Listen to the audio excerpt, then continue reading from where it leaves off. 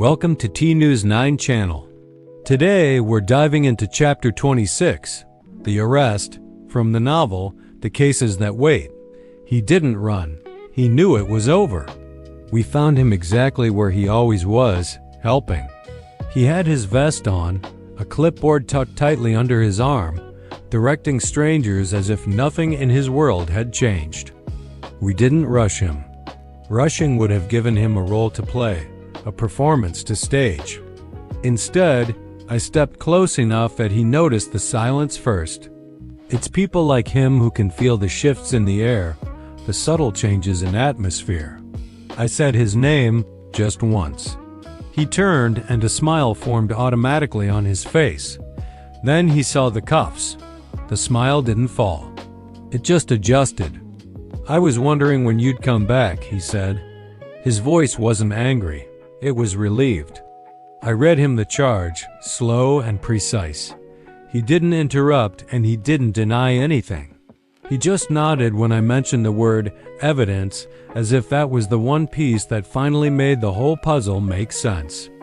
When I took his clipboard, his hand stayed in the air for a second too long. It seems letting go is often harder than being caught. People were watching. Some looked confused, others felt betrayed. But no one spoke a word. Predators can survive in noise. They die in the quiet. In the car, he finally asked a single question. "Did you find him?" I didn't answer. That wasn't his to know anymore. At the station, he sat in the very same chair where the father had sat all those years ago.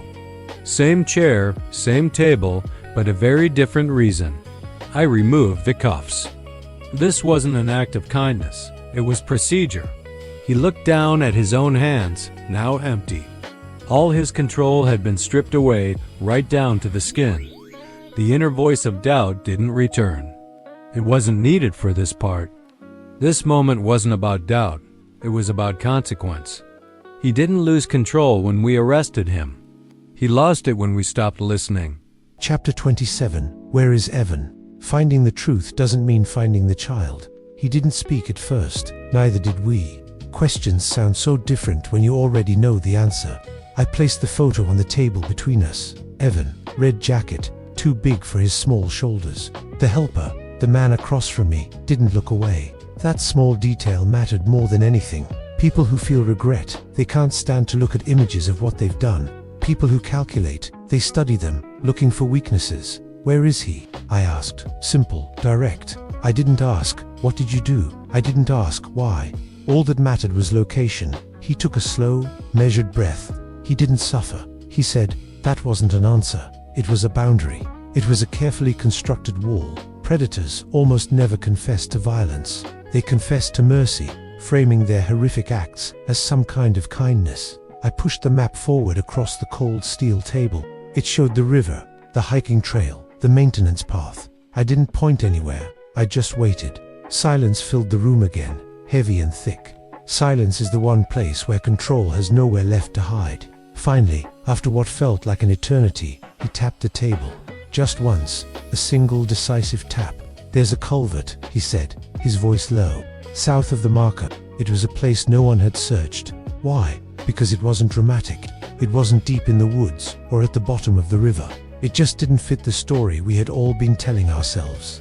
The search teams moved fast, but not with frantic energy. Hope is careful at this stage. It's fragile.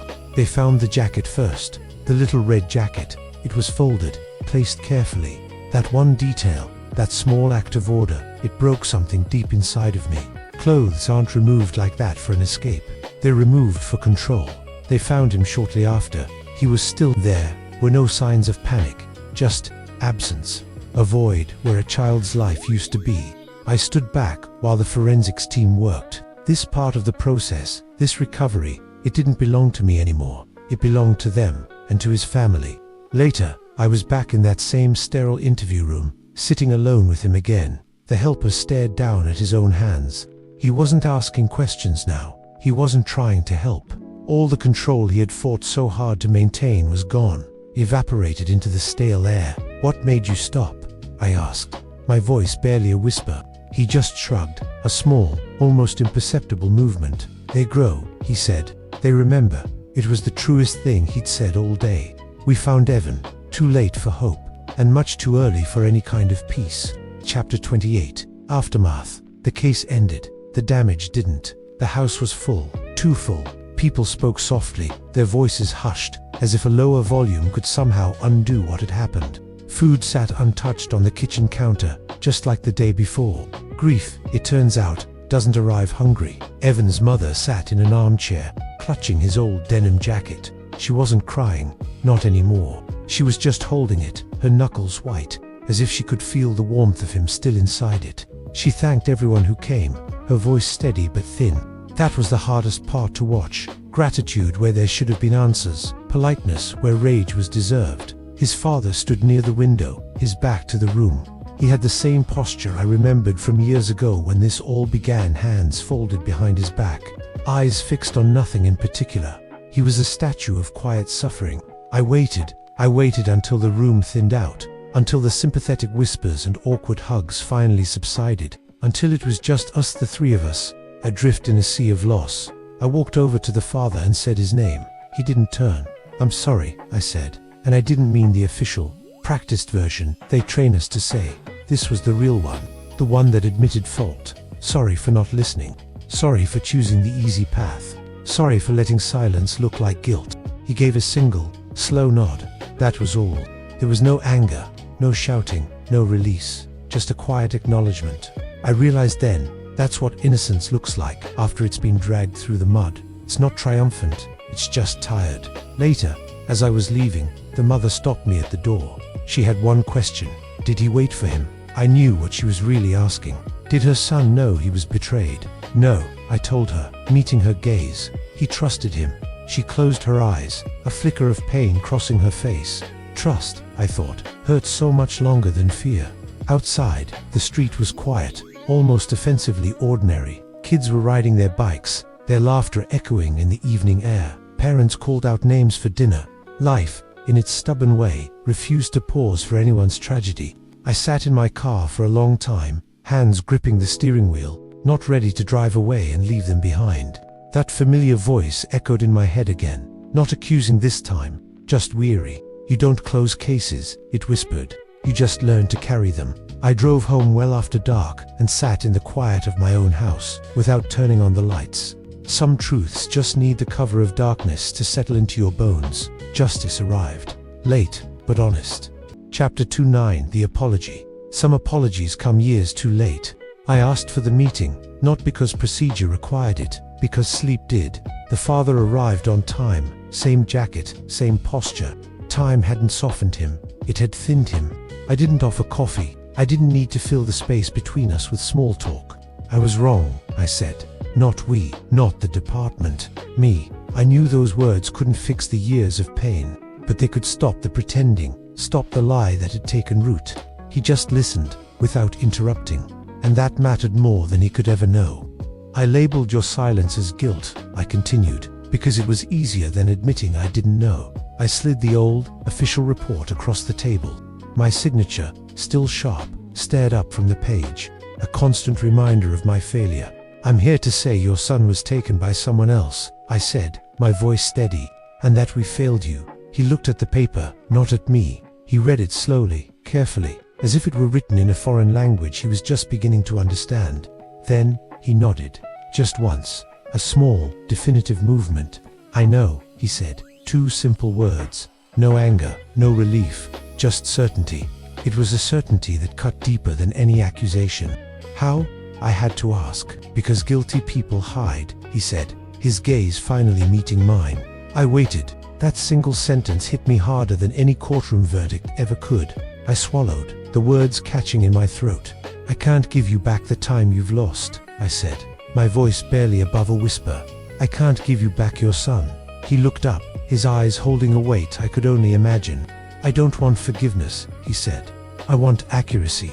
Accuracy, the truth, stripped of all comfort. That's what justice really owes, isn't it?" When he stood up to leave, he paused at the door. "You found him," he stated. It wasn't a question. "Yes, thank you for not stopping this time." And then he was gone. The chair across from me stayed empty. I didn't try to fill it. I just sat there, in the silence, Some apologies don't close anything, they just mark the spot where you failed to stay, where you gave up too soon. Forgiveness isn't owed, truth is. Chapter 30. The file closed. Closed doesn't mean finished. I signed the file without ceremony. No grand speeches, no sense of relief. It was just ink meeting paper, a simple act that felt anything but. The name at the top of the report was correct now. That, at least, mattered. All the evidence was boxed up, neatly labeled, and sent off to be archived. Truth doesn't need to be visible to exist. It's always there, waiting. I returned the key to its slot. The badge still felt heavy on my chest. Some weight never leaves. It just becomes a part of you. The old office lights flickered overhead, the same way they had years ago when this all started. But it was for a different reason this time. I stared at the wall where timelines once lived, a chaotic web of photos, notes, and strings. It was clean now, too clean. Cases leave marks. Even after they're erased, they stain the walls of your mind. Back at home, my daughter slept soundly with the light off. She didn't need it anymore. I stood in her doorway, longer than usual, just watching her breathe, in and out. I counted each breath, a quiet reassurance. Certainty is such a fragile thing. You learn to hold on to it whenever you can. The voice, the one that had haunted my thoughts for so long, didn't return. It had said everything it needed to say, and I understood now. Justice isn't about catching monsters. It's about not creating them out of convenience, not twisting the truth to fit a narrative. It's about finding what's real, no matter how difficult. I placed the file on the bookshelf in my study. Not too high, not hidden away. It was within reach. Some cases deserve to be remembered, not reopened, not obsessed over, just remembered. I looked at it one last time, a silent promise. Then, I turned off the light and closed the door. The file is closed. The lesson stays open. Thank you for tuning in to T News 9. Don't forget to like, subscribe, and hit that notification bell so you don't miss the next chapter of the cases that wait. See you next time.